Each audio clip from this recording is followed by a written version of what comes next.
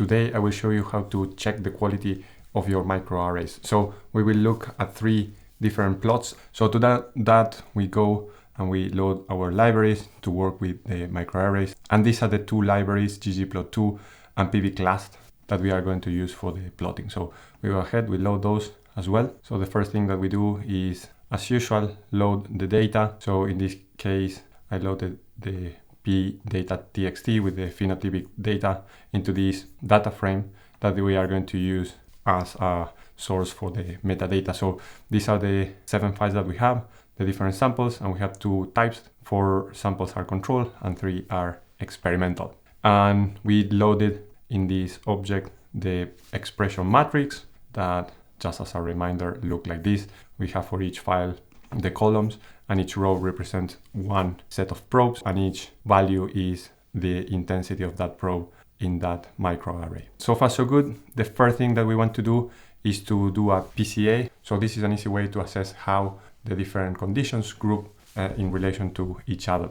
And this is done with this principal component function to which we pass this expression set, and then we create this loading data frame that we are going to pass then to our function to be plotted. How does that look like? If we look at this loading, we have the first 7 columns are the different components. The last are the metadata for the different microarrays, and in each cell we have for each array what's the value of each component. So once we have that, we go ahead and we pass that to our ggplot. We are going to use this geom-text aesthetic, and what we have is the plot where we have the experimental samples clustering in the bottom, the control on the top, and the distinction is mostly done by component 2. The samples cluster together, but there is this one that is in between. So let's see another way to visualize this, and this is to look at the correlation between the expression of each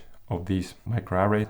We will apply the correlation function again to the expression set matrix, and then we will add some metadata, and we will transform the data so that we can give it to the geom tile aesthetics. So if we run this and we look at this core for correlation data frame, what we have is for each sample the comparison to another sample, their correlation, and the type of the first sample.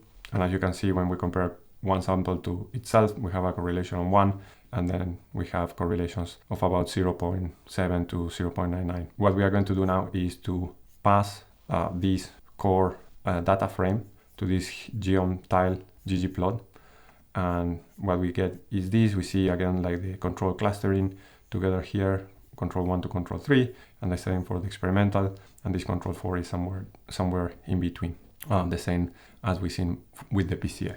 So the question remains, okay, where is this variability from control 4 coming from? It could be biological, it could be technical. So now I want to show you some way that you can look at technical variation that you can have in the microarray. To do this, we will look at the distribution of the intensities for each microarray. So we will load again our expression set, and we'll generate this expression set plot. And let me show you how that looks. So essentially for every probe set, we have each microarray, its intensity, and then to which type and sample it belongs. And when we plot this data frame as a geom plot, we have this result. And this, you can see that this is a dox plot of the intensities, and you can see that for the first 3 control, they look pretty similar, and the same is true for the 3 experimental. However, it's interesting to see that this control that was clustering in between looks more like the experimental in this case. So there could have been some similar treatment for all these 3 samples. So part of the proximity could be explained, at least in part, by differences in the technical processing of these samples.